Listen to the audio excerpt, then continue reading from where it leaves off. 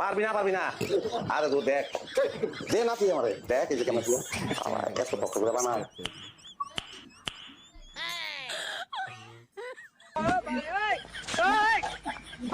আমার লগে না গিয়ে তুই বড় লগে খেলতেছস ও ভাবি এই ভালো করে দেখ আমি তোর বউ তোমার আব্বা আমার তো আব্বা নাই আপনি আমার আব্বা আসসালামু আলাইকুম আব্বা ওয়ালাইকুম আসসালাম মানে আসো